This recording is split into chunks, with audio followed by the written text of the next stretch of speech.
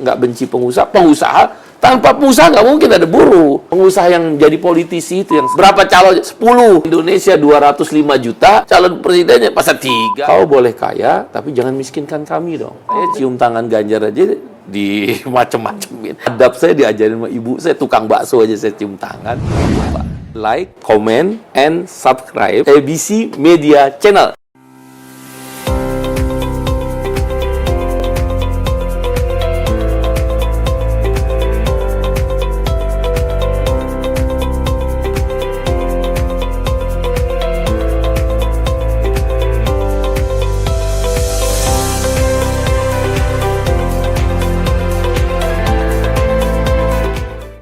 Ini negeri bukan hanya milik orang kaya. Ini negeri bukan hanya pemilik modal yang berkuasa atas negerinya. Ini negeri adalah tentang berbagi. Biarlah orang-orang kecil, kelas-kelas menengah bawah ini memikirkan kelompoknya saja. Kamu yang kaya-kaya, kamu udah punya partainya. Nah, dengan demikian terjadi keseimbangan. Gitu. Oke, ini gugatan ke MK sendiri, Partai Buruh ada Omnibus Law, Ya. Presidensial Threshold. 20%. Nah, presidensial threshold tadi yang pertanyaan adalah tentang capres. Timor Timur itu sekitar 10 jutaan lah pemilihnya. Calon presidennya 16. 10 juta 16. Macron, presiden Prancis, itu 70 jutaan. Pemilihnya sekitar 70 jutaan lah kira-kira. Berapa calon? 10. Indonesia 205 juta. Calon presidennya pasal 3. 2, 3, 3. Ya, kita nonton itu udah kayak apa, pilih koalisi ini, pindah lagi. Rakyat jadi penonton, nggak boleh. Misal ada 18 partai politik yang begitu pemilu. Biarlah ada 18 calon. Siapa tahu, misal Partai Buruh contohnya ya, kami dari semua daerah mengusulkan Najwa Shihab sebagai calon alternatif, jurnalis, muda, wanita cerdas, dan mempunyai karakter. Siapa tahu, kita kan nggak tahu. Partai Buruh, partai kecil kayak Macron, partai abal-abal itu partai Macron. Tapi Macron memberikan alternatif ekonomi ke kalangan anak muda. Siapa tahu ini kalau maju, misal nih Najwa Shihab bisa menang Partai Buruh di kelompok-kelompok milenial, Gen Z. Ya kan? Itu kan demokratis. Toh nanti kalau 18 calon presiden dari 18 partai politik yang maju pemilu, di putaran 2 tetap 2. Bukan berarti yang 3 capres ini tidak baik. Baik. Teruji. Nggak mungkin mereka bisa masuk capres kalau tidak teruji secara integritas moral maupun secara konseptual. Salah satu putra terbaik bangsa. Pasti putra terbaik bangsa. Tapi kan belum tentu anak muda suka. Dia ingin ada harapan baru. Prita di Thailand. Dia partai abal-abal. Dia partai sosial media terkenal. Main sosmed. Dan itu kalangan milenial, kalangan Gen Z terutama. Apalagi sekarang ada istilah generasi alpha. Itu seneng kan. Prita mungkin bagus, konten-konten sosmed. Menang. Partai pemenang pemilunya Thailand kemarin, partai abal-abal. Menang. Karena kalangan milenial dan Gen Z dan generasi alpha di Thailand menginginkan sebuah perubahan anak muda. Macron, yang tadi saya bilang di Prancis, partai abal-abal baru berdiri karena Macron kesel sama partai sosialis dan partai liberalnya Prancis. Itu kan dua partai yang kuat. Kalau di Amerika Demokrat, Republik. Orang bosen. Kata Macron, udah gue mau bikin partai kecil aja, gue keluar. Dia Menteri Keuangan waktu itu di Prancis. Begitu dia ikut pemilu, orang menyambut baik, menang. Partainya partai abal-abal, karena Macron menang pemilihan presiden, kan baru pemilihan legislatif, menang. Mengalahkan partai sosialis. Itu kan fenomena dunia. Bongbong Marcos. Dia siapa sih Bongbong Marcos? Orang juga benci sama Ferdinand Marcos, rakyat Filipina. Cuma dia senang main sosial media. Terus anak-anak muda kan, dia nggak inget lah si Ferdinand Marcos. Menang. Loh, kita nggak tahu. Misal Partai Buruh ada Najwa Shihab, atau partai lain ada siapa. Atau bisa jadi Partai Buruh memberikan calon alternatif yang memberikan rasa harapan, ekspektasi. Usianya di bawah 50. Di Eropa, Perdana Menteri dan Presiden pasti 42. 42 rata-rata umur. Nah, yang begini dalam demokrasi kita harus dibuka. Bukan kita catakan yang 3 pemimpin buruk. Partai Buruh boleh jadi kalau gagal di presidensial threshold kan harus memilih di antara 3. Ini baik. Tapi kasih kesempatan juga untuk regenerasi kepemimpinan. Bahaya loh presidensial threshold 20% itu. Kita selalu disajikan oleh yang ini, yang ini, yang ini, tapi kita jadi penonton. Karena syarat 20% untuk 20% dari suara sah nasional untuk mengajukan partai politik sebagai capres kan berat sekali. Itulah kita lakukan judicial review. Kesannya demokrasi di Indonesia ini terkotak-kotakan nggak sih Bang? Akhirnya kayak nggak bebas nih kita gitu loh untuk Demokrasi hakikatnya adalah memberikan kan demos, kratos. Ya, rakyat yang berdaulat. Ya, demos itu berdaulat, kratos negara, kratos itu rakyat. Kan berasal dari kata bahasa Yunani. Jadi rakyat yang berdaulat. Boleh nggak Bung Iqbal tadi seperti di Jerman? Saya peminum bir. Saya dikeselin sama si wali kota melarang saya minum bir. Gue bikin aja partai peminum bir. Menang. Karena banyak orang yang minum bir kesel. Saya pencinta sepak bola, bikin aja partai pencinta boleh. Itulah demokrasi. Setiap orang membawa kepentingan kelompoknya, boleh nggak? Boleh. Kayak partai buruh membawa kepentingan kelas pekerja, ngomongin tanah untuk petani, ngomongin pupuk dan benih, ngomongin anak-anak milenial dan Gen Z yang kalau masuk pasar kerja jangan lagi sistem outsourcing yang merajalela, jangan lagi upah murah. Upah kan negosiasi. Kamu pergi kemana aja di Jakarta, mau nggak dikasih upah 1 juta? Mau, daripada lo nganggur. Yes. Malu. Betul. Padahal 1 juta itu lo pasti nombok. Dari ongkosnya aja udah nombok. Tapi ibu lo, bapak lo, pasti akan bilang, kerja dulu lah, Nduk. Kerja dulu lah, Neng. Cari pengalaman. Padahal dia tetap nombok. Nggak boleh. Yeah. Nah, kepentingan itu terakumulasi dalam sikap politik. Sikap politik itulah tercermin di partai politik. Nah sekarang semua partai politik sama.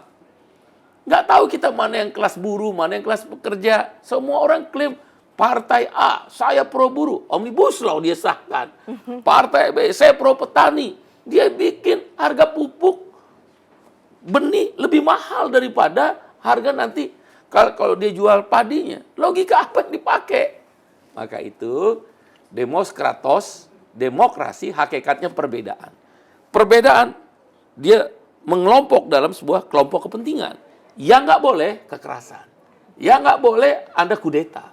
Yang nggak boleh Anda memfitnah, menghakimi, membuat berita hoax terhadap lawanmu. Itu yang nggak boleh. Jadi kalau kepentingan kelompok dia boleh. Makanya sebaiknya pembangunan partai politik jangan dipersulit. Nanti pemilu rakyat yang menghukum. Nah setelah orang bilang, wow, ngapain banyak-banyak partai, lupa diingat. Ya Anda mau lupa diingat atau mau diperjuangkan? Kita ini kan menggampangkan rakyat itu seolah diarahkan, udah bilang lupa diingat. Enggak bisa. Maka dengan demikian, demokrasi hakikatnya adalah tentang memperjuangkan kelompok kepentingan secara konstitusional. Itulah cara kita dalam membangun negara ini. Oke, berarti Bang sekarang yang sedang proses atau yang sudah masuk ke MK adalah tentang Omnibus Law dan juga Presidential Threshold 20% ya? Betul. Omnibus Law, Undang-Undang Cipta Kerja nomor 6 tahun 2023, hampir semua serikat buruh menggugat ke MK. Ini sudah masuk dalam kesimpulan. Ya, tapi ini baru uji formil ya, bukan uji material.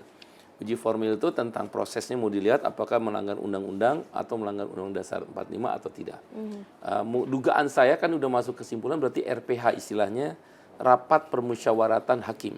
Mungkin sekitar 2 minggu kali ya, sekitar tanggal 14-an September. Dan itu nanti pasti ada aksi besar-besaran tuh dari kaum buruh. Oh ada lagi nanti? Ada lagi pasti. Oke. Bahkan tidak menutup kemungkinan kalau ini kita kalah, mogok nasional stop produksi itu bisa saja terjadi. Ya, tapi kami belum, partai buruh khususnya dan organisasi serikat buruh yang bergabung di partai buruh belum mengambil opsi itu, sedang mendiskusikan secara sungguh-sungguh. Oke, karena ini yang ke-32 kalinya menggugat ke MK ya? Ya, untuk presidensial threshold, judicial review ini yang ke-31. Oh, 31. 30 sebelumnya kalah. Nah, tapi kami bilang kepada majelis hakim, waktu itu Pak Saldi Isra, Pak Arief, dan Pak Suhartoyo, saya mencontohkan tadi Thailand. Dia partai kecil kok, menang. Kalau nggak ada presidensial threshold dan parliamentary threshold, dia bisa menang. Begitu pula Macron, dia partai sempalannya partai sosialis. Super kecil, menang, jadi presiden bahkan. Nah, mudah-mudahan itu jadi bahan pertimbangan awal. Memang hakim mengatakan extraordinary, kalau mau merubah presidensial threshold 20% menjadi 0% itu pekerjaan yang extraordinary. Ya, kita tidak tahu hati manusia. Kalau Tuhan berkata kun fayakun, jadi maka jadilah, mungkin ada kesempatan untuk mendapatkan calon presiden alternatif. Oke. Ya kan? Atau at least mungkin ada perubahan alternatif seperti apa nanti jalan tengahnya ya, Bang? Kalau alternatif di luar mekanisme Mahkamah Konstitusi dalam bentuk judicial review tidak ada. Kami tidak akan mengambil jalan kekerasan. Tapi aksi yang damai tentu akan kami pilih untuk meyakinkan MK bahwa ada sebagian besar orang yang tidak mau juga presidensial threshold itu 20%. Kalau parliamentary threshold akan kita lakukan pasca presidensial threshold diputuskan, dan tentu kita nanti undang-undang kesehatan dan undang-undang data pemilih. Nah, ini penting. Buruh itu kan berkumpul di kawasan industri, tapi belum tentu KTP-nya adalah misal Bekasi, belum tentu KTP Bekasi, KTP Jogja misal. Nah, dia nggak akan bisa milih DPR RI itu, atau nggak bisa milih DPRD. Ada aturan-aturan tertentu lah. Maka kita minta ini dirubah bahwa setiap orang warga negara yang ingin memilih sesuai tempat tinggalnya, bukan sesuai alamat KTP. Tapi alamat tempat tinggal. Demikian. Intinya untuk mempermudah ya, karena balik lagi semuanya ingin juga suara rakyat tidak boleh hilang. Yes. Mau ngasih suara, masa harus balik dulu gitu kan? Padahal libur cuma sehari. Iya, kan itu mending kalau diongkosin sama pemerintah ya. Harus ongkos sendiri, masa cuma mau nyoblos aja harus lebih ini ya, pengeluaran ya, betul. Mungkin itu bisa jadi salah satu opsi pemerintah ya sih agar mempermudah. Karena saya juga setuju kalau gitu ya. Oke Bang. Ini kemarin juga Bang Iqbal ini kemarin meminta agar kemarin kan PNS kenaikan 8%. 8%. Pensiunannya 12%. Iya, Pak Jokowi kemarin saat RAPBN tanggal 16 Agustus dan kemarin sebelum kenaikan gaji PNS 8%, sebelumnya kan ada aksi yaitu ingin naik 15%. 15%. Itu seperti apa tuh? Memang Partai Buruh dan Organisasi Serikat Buruh setidak-tidaknya KSPI telah mengeluarkan bahkan dalam bentuk aksi-aksi kenaikan upah minimum 2024 itu 15%. Tentu berimplikasi kenaikan upah yang di atas upah minimum sama ya, yang disebut upah berkala. Apa argumentasi? Satu, Indonesia telah dinyatakan sebagai negara upper middle income. Apa itu upper middle income? Negara yang upper middle income country, negara yang berpendapatan menengah yang di kelompok atas, tadinya di kelompok bawah. Berapa ukurannya? Kata Bank Dunia kira-kira 4.500 US dollar. Kalau $1 kita artikan 15.000 rupiah, maka ketemulah 67.500.000 per tahun rupiah. Kalau kita bagi 12 bulan, maka ketemu sekitar 5,6 juta rupiah. 5,6 juta. Jadi upper middle income country di kelompok atas itu sekitar minimal ya 5,6 juta rupiah upah income per kapitanya. Oke. Sekarang kita lihat Jakarta 4,9 juta upah minimum. Berarti kan kurang 700 lagi ya, 700.000 rupiah lagi untuk menuju 5,6. Itu kan 15%. Belum lagi kalau upahnya yang di Boyolali, Pacitan lebih hancur lagi kan, di bawah 3 juta. Jadi wajar dong. Ada yang 1, iya, ada 1, 2. Kamu umumkan negeri ini negeri yang upper middle income country. Kita berbahagia, kita mengapresiasi kerja-kerja pemerintahan Pak Jokowi. Tapi secara redistribusi kekayaan yang adil dan merata tadi, kenapa upah kami masih jauh di bawah 5,6 juta rupiah sebagai definisi upper middle income country. Nah sekarang kalau kita minta segitu kok kamu marah? Tapi giliran ngomongnya bahagia, senang, hebat. Nah itu yang tentang rasa keadilan. Nomor 2, 3 tahun berturut-turut upah itu nggak naik. Litbang Partai Buruh dan KSPI 3 tahun dari mulai 2020, 2021, 2022 upah nggak naik. Padahal ekonomi tumbuh 3-5%, kemudian inflasi sekitar 3-4%. Tapi upah nggak naik 3 tahun. Kalaupun naik 1,8%, kan gila itu. Alasannya karena COVID, Bang? Karena COVID. Banyak, padahal kan ini setelah COVID, 2020 udah setelah COVID kan. Banyak perusahaan katanya yang jatuh. Ya buktinya ini naik pertumbuhan ekonomi. Memang ada yang jatuh. Oke, itu kita nggak persoalkan. Yang mendekati kolaps dan bangkrut, kita bisa diskusi tentang kenaikan bahkan upah. Indonesia lebih stabil dibandingkan negara lain yang punya inflasi. Ya, termasuk kelompok yang bagus. Dan kita apresiasi. Kita berterima kasih dengan Bapak Jokowi dan jajarannya. Tapi tentang rasa keadilan tadi yang saya bilang. Lu boleh kaya tapi jangan miskinin kita dong. Lu makin kaya kan? Coba aja lihat semua orang kaya makin kaya setelah COVID. Orang dia naruh di Sun, bunganya lebih, uang taruh di Sun, surat utang negara yang bunganya lebih besar dari bank. Dia makin kaya. Dia ambil uang di banknya ditaruh di surat utang negara. Kita makin tidak sejahtera, makin turun. Nah, Litbang kami daya belinya turun, purchasing power itu turun 30%. Maka dia harus di-rebound kan. Ditambah lagi alasan yang ketiga, Permenaker nomor 5 tahun 2023 kalau saya nggak salah, boleh potong upah di labor intensif, padat karya, yang ekspor, tujuan ekspor. Pak, naik gajinya 4% kemarin 2023.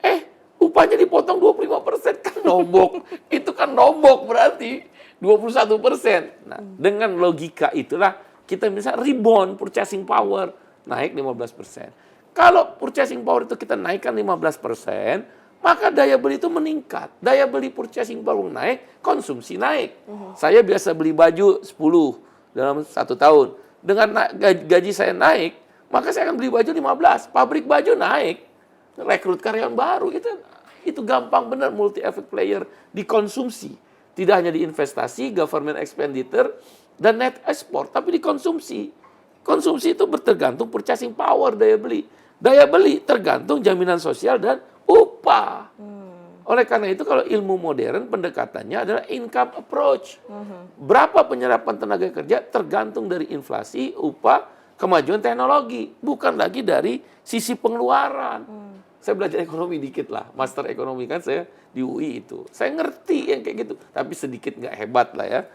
Tapi dengan saya belajar sedikit itu ya mereka kejebak semua. Saking pinternya minter-minterin orang kecil melulu. Yang jadi persoalan kita tuh orang-orang pinter itu. Nah, akibatnya kita harapkan dengan naik 15% purchasing power naik. Karena fakta lapangan alasan yang ketiga, survei Litbang Partai Buruh dan KSPI memang 64 item yang dijadikan standar living cost atau kita dikenal KHR, kebutuhan hidup layak, naik. Sewa rumah naik, ongkos transportasi akibat BBM naik. Kalau Anda lihat, jangan universal inflation rate, maksudnya inflasi umum. Lihat di food and beverage inflation rate. Inflasi makanan 30%. Telur lah, dulu ingat nggak berapa telur katakan di bawah 20.000 lah, 18.000. Yeah. Sekarang 38.000, naiknya berapa? 100%. Anda beli beras walaupun tidak terasa naiknya sekitar 30%. Kelas kita ini menengah, urusannya ke perut doang. Berarti yang kamu lihat harus di inflasi makanan. Karena kalau inflasi umum itu yang katanya sekarang 2,8%, yang Pak Jokowi bacakan di RAPBN dan 5,2% pertumbuhan ekonomi, itu harga mobil taruh di situ 256 item, harga rumah mewah terus, ya kita pasti ketemunya inflasinya rata-ratanya inflasi kecil. Karena tidak menghitung inflasi makanan. Maka logika akal sehat kita ketika Pak Presiden mengumumkan kenaikan PNS 8%, betul. Yaitu inflasi 2,8% ditambah pertumbuhan ekonomi 5,2%, total 8%. Masa upah buruh dengan indeks harga tertentu pakai Omnibus Law dibawa PNS? Ya nggak masuk akal dong. Maka dia ngikutnya yang pensiunan 12%. Ditambah 3%. Tadi hasil survei Litbang Partai Buruh tidak pernah naik upah berturut-turut 3 tahun. Upah dipotong 25%. Itulah ketemu di 15%. Itu pun belum tentu rebound. Padahal buruh sendiri ini adalah penghasil, ya Bang. Bahasa saya kalau di perusahaan ada 2. Satu cost center dan profit center. Oke. Cost center adalah ya memang harus kesejahteraan di perusahaan itu namanya departemen personalia. Meminta anggaran untuk kesejahteraan pekerjanya, karyawannya, meminta anggaran untuk piknik, meminta anggaran untuk pensiun. Itu namanya cost center. Kalau profit center, departemen produksi atau QA atau QC, quality control, quality assurance atau departemen produksi yang nyari duit, marketing. Nah itu adalah namanya profit center. Nah saya membayangkan negara ada cost center dan profit center. Cost centernya apa? Ya PNS, TNI, Polri. Itu cost center. Karena dia bekerja untuk negara dari sisi administrasi, dari sisi pelayanan, itu nggak apa-apa memang harus. Nah, dinaikin 8% dan 12%. Sekarang siapa profit center? Kita. Kita kerjakan bayar pajak. Bayar pajak itu jadi APBN. Ini saya bayangin kalau seperti perusahaan ya. Masa profit center, kelompok profit center ini buruh, petani, nelayan, orang-orang yang bekerja lah. Masa naiknya lebih kecil dari yang cost center? Nggak masuk akal. Setidak-tidaknya sama, yang kita minta di atas. Oke. Semoga harapan positif ini juga semoga bisa hasilnya positif ya. Betul, dengan harapan kalau kita naik di 15%, purchasing power-nya naik. Purchasing power naik yang selama ini buruh labor intensif, padat karya, tekstil, garment, sepatu, makanan, minuman, bisa ada yang beli. Jadi ketika pasar ekspor terguncang, kan dunia terguncang nih sistem ekonominya akibat ada COVID-19, masa pasar domestik, tekstil, garment, sepatu, makanan, minuman, bisa dibeli oleh siapa? Oleh buruh yang naik upahnya, bisa meningkatkan daya beli. Gitu. Itu mah ilmu ekonomi sederhana. Bang Iqbal, ini Partai Buruh kemarin KPU sendiri kan baru mengeluarkan daftar calon sementara. DCS ya? DCS, betul.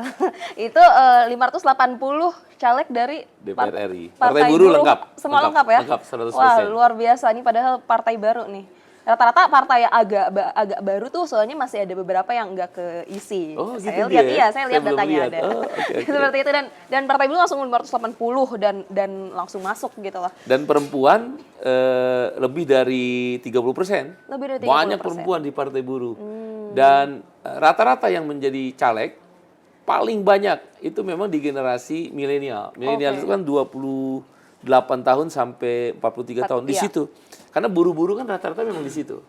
Ada juga di atas 48, berarti generasi X ya. Kayak saya kan generasi X itu ada. Tapi milenial dan bahkan teman-teman mahasiswa yang sudah punya hak pilih itu di generasi Z ya, Gen Z itu banyak, ada mungkin 20-30%. Oke, salah satu persyaratan untuk bisa masuk jadi caleg Partai Buruh itu apa sih, Mas? Sederhana, satu, dia sekurang-kurangnya aktivis di dunianya. Karena kan kelas pekerja, working class dalam bahasa Inggrisnya itu, dia bisa buruh, petani, nelayan, buruh perempuan, masyarakat miskin kota, serikat rakyat miskin, disabilitas, guru dan tenaga honorer, ya, pensiunan, itu mereka adalah dikategorikan dalam kelas pekerja. Oleh karena itu kami mengutamakan pertama para aktivis. Riden Hatam Aziz misal, orang nggak kenal siapa Riden Hatam Aziz, Presiden Federasi Serikat Pekerja Metal Indonesia. Tapi anggotanya 350.000. Di level 350.000 aja dengan keluarganya kan udah hampir 800-900.000 orang kenal Riden Hatam Aziz. Dia maju, kita taruh di dapil yang memang basis buruh. Di katakan Banten 3 ya kalau nggak salah, Tangerang Raya lah, Tangerang Raya. Tangerang Raya itu terkenal kota 1000 pabrik kan, 1 juta pabrik. Kami yakin Riden menang. Misal contoh Abdul Bais ditaruh di Jabar 7. Jabar 7 itu Kabupaten Bekasi, Kabupaten Kerawang, dan Kabupaten Purwakarta. Buruhnya banyak di Bekasi aja 1 juta buruh. Kami pernah meloloskan loh. Anggota DPR RI dari waktu itu belum ada partai buruh dari situ. Ditambah lagi Indri Julia Hartati, aktivis yang memang sudah lama bersentuhan dengan kawan-kawan kelas pekerja dan kaum wanita, dan dia juga politisi yang panjang, tapi umurnya masih muda kan, 42 tahunan, 43 kalau nggak salah. Dia adalah milenial, masuk generasi milenial. Itu pasti dapat 2 kursi. Jadi orang kata, lo sombong bener, bukan sombong. Ini tentang motivasi bahwa kalau kita mau kerja sungguh-sungguh, saya percaya benar, manjada wajada. Agama manapun itu pasti ngajarin. Kalau kita sungguh-sungguh menang.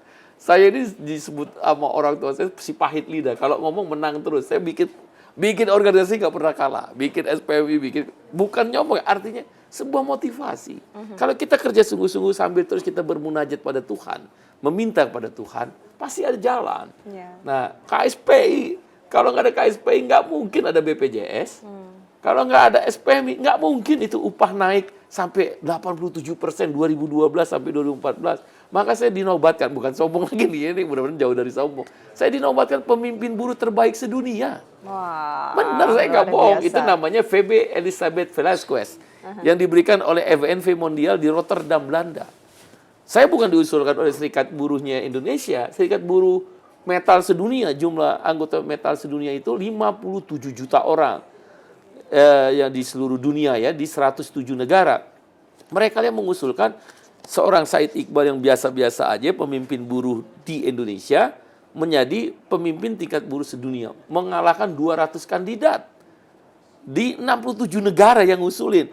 Rata-rata itu 200 kandidat tinggal 10. 9 ada yang mati, 7 mati, 2 di penjara. Satu-satunya yang nggak di penjara, nggak mati, ya saya menang. Biasanya katanya yang mati. Yang mati itu yang menang. Karena heroik ya, mempertahankan. Maka itu dapat. Itu artinya apa? Dunia melihat gerakan buruh di Indonesia itu kuat. Begitu pula kemudian saya menjadi ILO Governing Body. ILO Governing Body itu salah satu pengurus Pusat Badan Perserikatan Bangsa-Bangsa PBB. Saya 3 periode. Agus Sudono-nya cuma 2 periode. Itu tokoh yang sangat terkenal zaman Pak Harto. Almarhum Bang Mokhtar Pakpahan, Profesor Mokhtar Pakpahan, pendiri partai ini, guru besar saya juga. Itu juga cuma 2 periode. Saya masuk 3 periode. Boleh jadi 4 periode. Itu menunjukkan bahwa bukan Said Iqbal yang hebat atau Bang Mokhtar atau Pak Agus Sudono. Gerakan di bawah ini. Tanpa gerakan buruh nggak ada apa itu BPJS. Nggak ada itu JHT yang tadinya mau diambil sampai pensiun. Nggak ada itu naik upah ngejumping 30-87%. Tapi sekali lagi saya bukan benci orang kaya, saya nggak benci pengusaha. Pengusaha, tanpa pengusaha nggak mungkin ada buruh. Yang kita persoalkan keseimbangan. Pengusaha yang jadi politisi itu yang serakah. Semua mau dia raup. Tambang-tambang, apa itu, crude palm oil, minyak sawit, dia mau raup. Itu yang saya nggak setuju. Greedy, nggak boleh serakah. Berbagilah dengan sesama. Keberhasilanmu adalah di balik itu orang-orang kecil yang bekerja untukmu. Itulah buruh. Nah, itulah yang membuat kita menjadi lebih kuat. Seperti pertanyaan itu. Oke, ini caleg kan sudah nanti akan bertarung dengan partai yang lain ya Bang ya. Partai-partai yang notabene-nya lebih besar, punya kekuasaan yang lebih besar pula. Ini Bang Iqbal berarti sebagai presiden Partai Buruh nih tetap yakin ya akan ada beberapa perwakilan-perwakilan Partai Buruh yang akan menduduki DPR, DPRD, DPD. Target kita 30 kursi DPR RI, lolos parliamentary threshold 4%, sekitar 6,4 juta suara. DPRD provinsi total ya seluruh Indonesia 100 kursi. Dan DPRD kabupaten kota 600 kursi. Kami nggak main-main. Tim IT kami itu tim IT yang berskala internasional ya. Saya nggak bisa sebut namanya. Itu berskala internasional, jago lah, canggih. Udah mapping. Nah, tapi sekali lagi kita hanya mengambil daerah-daerah basis buruh terutama. Oke. Dan Berarti petani. tidak semua Tidak daerah semua. ya? Misal kayak Jawa Barat, Banten, DKI, Jawa Timur, Kepri, Sumatera Utara, Kalimantan Selatan mungkin ya, Kalimantan Timur. Yang saya kaget, saya itu ke Papua, Papua Tengah, Papua Pegunungan, Papua Selatan, Papua Barat Daya, Papua Barat. Saya datang tuh kepala suku turun dari gunung. Saya kaget saya kan belum pernah ke Papua. Ini kan orang biasa-biasa turun gunung. Wah, pakai tarian-tarian perang mereka. Kami ingin menangkan Partai Buruh. Karena partai-partai besar itu terlalu banyak janji, kata mereka. Partai Buruh, Bapak kepala suku tahu dari mana? Saya lihat YouTube kamu, pidato kamu katanya. Jadi saya punya ketertarikan, ini orang yang benar. Ya kalau begitu terima kasih atas kepercayaan. Saya yakin Papua itu kita dapat 2-3 kursi. Yakin DPR RI. Dan bahkan di beberapa kota seperti Mimika, itu kan ada free vote. Itu pasti kita satu fraksi, DPRD kabupaten kotanya ya. Dan di Papua Tengah bisa satu fraksi DPRD provinsi. Jadi kekuatan itu yang Anda nggak bisa ukur. Terutama di Indonesia Timur ya. Nah, di Jawa itu kan basis buruh. Nah, dengan demikian sekali lagi di basis-basis buruh kami yakin. Tentu tidak semua daerah kami bisa. Makanya dari 80 dapil DPR RI cukup ambil nomor 2 terbawah di 29 dapil. Jadi kerjanya kerja mengerucut. Nah, daerah lain kami perintahkan untuk mengambil DPRD provinsi dan DPRD kabupaten kota sesuai dengan kemampuan. Daerah Sulawesi pasti lemah, daerah Kalimantan juga pasti lemah. Tapi sebagian Sumatera, Jawa, Jogja, Bali kita agak lemah. Dan Indonesia Timur, oh itu kantong-kantong kursi, saya kaget kepala suku bahkan di Papua Barat Daya, kepala dari kepala adat. Jadi kepala adat di Papua Barat Daya sama Papua Barat, kepala adatnya. Sahabat saya yang saya hormati itu langsung menyambut dan menyatakan dukung Partai Buruh. Gimana enggak orang gemeter ya, terharu, merinding gitu. Merinding saya ngeliat teman-teman kerja, apalagi yang di basis-basis industri. Bisa kayak tadi Riden, Ilham Shah, nggak terkenal, tapi di basis dapil mereka sangat dikenal. Otomatis partai-partai besar ya, tentu 9 partai politik yang ada di parlemen itu, dia akan kehilangan kursi yang basis-basis buruh. Betul, tidak semua buruh mendukung partai buruh. Katakan ada 15-20% nggak akan mendukung partai buruh. Dia punya pilihan sendiri. Tapi 80% di sini, 4 konfederasi serikat buruh terbesar, 60 federasi serikat buruh tingkat nasional, serikat petani dunia. Henry Saragi itu presiden petani sedunia, La Campesina. Dia presiden petani sedunia, Anda bisa bayangkan. Saya adalah penerima penghargaan pemimpin serikat buruh terbaik sedunia 2013 dan saya ada ILO governing body.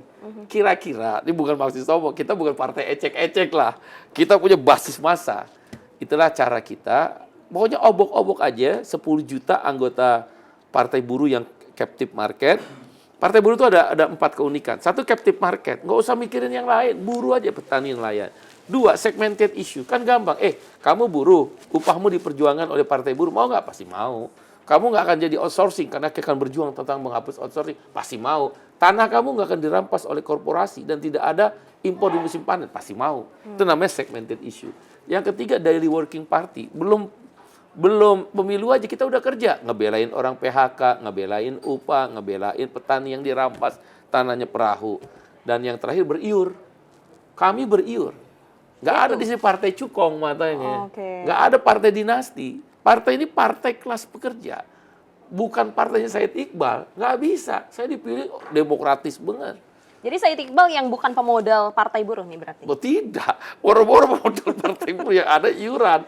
Nah, iuran itulah. Dan ada juga fundraising. Fundraising ini dari 11 organisasi, dia mencari keuangan yang mungkin bisa membantu. Tapi begitu masuk partai buruh atas nama organisasinya. Nggak ada atas nama cukong, atas nama pemodal, nggak ada. Partai buruh beriur dan fundraising yang dicari oleh 11 organisasi inisiatornya. Kira-kira, udahlah, pakai partai kita partai yang independen banget. Makanya walaupun bagaimana kita berjuang dengan cara aksi, kita berjuang dengan cara lobby, kita berjuang dengan cara memastikan untuk masuk parlemen, kan independen. Mudah-mudahan Tuhan kasih jalan. Dan mudah-mudahan juga para caleg dari Partai Buruh selalu amanah ya kalau misalnya sudah masuk ke pemimpinan itu. Mudah-mudahan, karena kita tidak ada artis, kita nggak ada tokoh nasional, nggak ada tokoh masyarakat. Semuanya aktivis. Menjelang pemilu baru tiba-tiba menjadi tokoh semua. Enggak, kita nggak penting. Kita semua aktivis, betul. Semua aktivis. Kemarin 2014-2019 KSPI ya, atas nama KSPI mendukung Prabowo Subianto. Dan kemarin Pak Prabowo juga bilang katanya teman lama jangan dilupa dong. Pantun deh. Saya juga dikasih tahu tuh pantun beliau luar biasa Pak Prabowo. Saat kemarin di deklarasinya PBB seperti itu. Nah, terus saya lihat nih kemarin wawancara sama Bang Iqbal. Bang Iqbal sedikit seneng tapi kayak wah salah tingkah nih gitu. Nggak ada kemarin kebetulan Pak Sekjen ya yang kesana ya, bukan Bang Said langsung ya. Tim khusus. Iya, oke. Ketua pemenangan tim khusus. Itu udah di kode sama Pak Prabowo. Ini bagaimana? Ke Pak Prabowo lagi atau seperti apa? Partai Buruh dalam menentukan calon presiden ada 3 mekanisme. Satu, mekanismenya Rakernas. Rakernas telah memutuskan 4 nama calon presiden dan 4 nama calon wakil presiden. Calon wakil presidennya adalah Arsyad Rashid, kemudian ada Najwa Shihab, ada Said Iqbal, dan Mahfud MD. Untuk calon presidennya atau capres ada 4 nama di Rakernas. Februari 2023 yang lalu, yaitu Ganjar Pranowo, Said Iqbal, Anies Baswedan, dan Najwa Shihab. 2 calon alternatif, 2 calon yang sudah berkembang. Nah, tapi dari Rakernas menuju step yang kedua atau mekanisme kedua konvensi, kita tetap melakukan penjaringan. Ternyata 8 provinsi dengan beberapa kabupaten kotanya tentu, dia mengusulkan nama Pak Prabowo. Menyusul, berarti ada 5. Jadi Pak Prabowo, Ganjar Pranowo, Anies Baswedan, Najwa Shihab, dan Said Iqbal. Nah, nanti dia akan dibawa 5 nama ini dengan tidak menutup kemungkinan, mungkin ada nama lagi ya, sampai dengan konvensi. Kalau udah konvensi udah ditutup. Itu dibawa di konvensi. Nanti kita kan punya anggota real ya, 10 jutaan orang. Udah nanti 100 ribuan lah minimal. Syukur-syukur bisa 1 juta. Saya minimal 100 ribu anggota kan kita WA aja nanya. Dari 5 nama ini siapa yang kamu pilih? Kan gampang, nggak pakai survei. Nah, itu nanti akan jadi di konvensi jadi ukuran. Mana yang akan dipilih dari Pak Prabowo, Ganjar Pranowo, Anies Baswedan, Najwa Shihab, dan Said Iqbal. Itu konvensinya di bulan apa, Bang? Sekitar akhir September, awal Oktober. Oke, Ya, berarti jadi udah sebentar mulai lagi ya? mendekati pendaftaran capres tuh ya. Nah, setelah itu tinggal 2 nama, tentu nanti diputuskan di mekanisme ketiga atau step ketiga, yaitu di rapat presidium. Siapa rapat presidium? Ya ini pemilik partai yang 11 organisasi inisiator ini. Oke. Nah, barulah kita akan putuskan. Tentang kemudian Pak Prabowo dengan pantunnya tadi, tentu kita mengapresiasi dan berterima kasih pada Pak Prabowo. Saya seperti disebutkan tadi, 2 pemilu mendukung Pak Prabowo, KSPI tapi ya, bukan partai, tahu benar jiwanya. Mencintai Indonesia itu melebihi dirinya, bukan pendendam, orang yang penuh cinta kasih, yang walaupun dipersepsikan keras gitu ya, karena militer. Tapi itu saya 10 tahun ya, dekat sekali, tidak benar, orangnya lembut sekali. Kalaupun dia keras itu disiplin, karena disiplin militer. Dan mencintai Indonesia tadi saya bilang melebihi dirinya, selalu bicara tentang Indonesia. Tentang ada masa lalunya kan sudah dijawab dalam beberapa kesempatan. Tapi ya manusia kan tidak semua suka. Ada yang suka, ada yang tidak. Tentu dia akan berupaya untuk terus menjatuhkan harkat martabat. Bagi saya itu nggak penting. Saya cium tangan Ganjar aja di macem-macemin. Itu adab saya diajarin sama ibu saya, tukang bakso aja saya cium tangan. Marbot masjid saya cium tangan. Sama Pak Ganjar saya cium tangan. Ketemu Pak Anies, saya sering ketemu Pak Anies. Waktu jadi gubernur ya, DKI cium tangan, dengan Pak Prabowo cium tangan. Jadi itu hanya adab. Begitu pula makan-makan enak di kala aksi, itu kan kacau. Hoax bener, membuat hancur. Ternyata kan bohong. Jadi bagi saya keberadaan Pak Prabowo ada hati tertentu ya. Bagi saya secara personal. Tapi kan Partai Buruh harus melalui mekanisme konvensi dulu. Dan kemudian juga melalui rapat presidium. Dengan Pak Ganjar kan kita juga ketemu membahas Omnibus Law. Dengan demikian Partai Buruh jelas tidak akan berkoalisi dengan partai politik yang mengesahkan Omnibus Law. Semuanya itu. Semua, mau termasuk 2 partai menolak, bagi saya itu hanya lip service saja. Semua. Nah, dengan demikian kita berkoalisinya nanti dengan capresnya, pribadinya. Jadi apa bentuknya? Kontrak politik. Nah, dengan demikian kita nggak akan masuk tuh didaftarkan ke KPU sebagai misal tim pemenangan. Enggak. Kita akan bekerja secara Partai Buruh dengan orang yang kita akan usung. Jadi artinya Partai Buruh tidak akan berkoalisi dengan partai politik. Dengan demikian nggak akan masuk resmi di tim pemenangan. Dia akan bekerja sendiri dengan strategi Partai Buruh. Kalau penggalangan massa kan Partai Buruh nggak susah lah. Ya, kita bisa bayar sendiri, kok udah biasa aksi-aksi besar.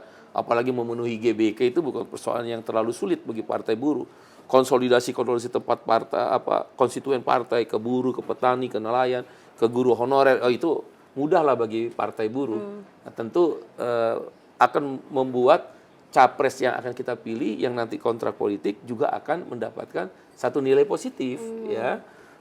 Apalagi konstituen Partai Buruh, saya bisa janjikan 10 juta suara untuk capres. Karena target kami 30 kursi itu kan 6,5 juta suara sah nasional. Pasti ada plusnya. Saya janjikan 10 juta suara untuk capres. Partai Buruh ya, pengertian saya itu Partai Buruh. Tentu ini nilai poin tambah buat calon presiden siapapun yang didukung oleh Partai Buruh. Dan di basis-basis industri seperti dulu 2014 dan 2019, suara Pak Prabowo menang semua. 2014, 2019. Kali ini partai lebih besar, ada petani, ada nelayan, 80% serikat buruh berkumpul, maka saya bisa janjikan 10 juta suara untuk capres yang didukung oleh partai buruh dan kemungkinan menang. Dan di basis-basis industri mayoritas pasti menang. Terutama Indonesia Timur, nilai tambah. Demikian.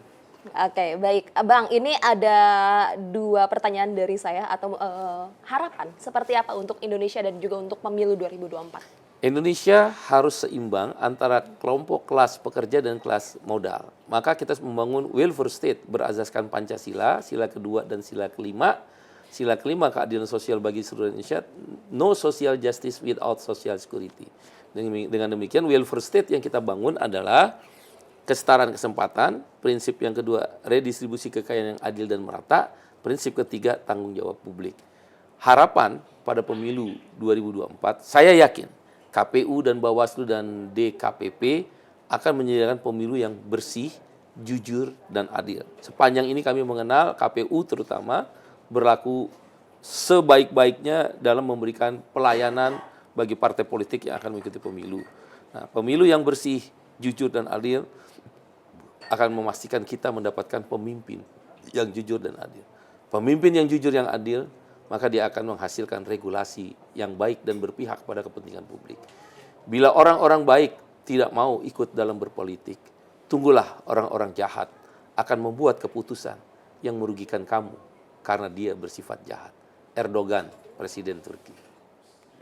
Oke, itu dia pemirsa perbincangan saya dengan satu tokoh di mana tokoh tersebut kalau misalnya dibilang aksi langsung besoknya meramaikan Jakarta. Punya kekuatan tersebut. Terima kasih banyak Bang Said Iqbal atas waktunya berbincang dengan saya. Membuat wawasan saya juga terbuka dan juga pemirsa IBC tentunya tentang partai buruh ini yang dulunya mungkin bertanya-tanya apa itu partai buruh, apa tujuannya, akhirnya terjawab. Semoga terjawab semua di podcast Apa Kata Indonesia ini. Dan Bang, saya meminta pesan kepada pemirsa apa nih? Sahabat pemirsa IBC di seluruh tanah air, jangan lupa untuk like, comment, and subscribe ABC Media Channel. Jangan lupa, selalu di hati. Oke. Partai buruh, hidup partai buruh. Oke, baik pemirsa, terima kasih banyak yang sudah menyaksikan Apa Kata Indonesia. Saya Dian Herdianti, sampai jumpa IBC Media menggapai cakrawala untuk Indonesia.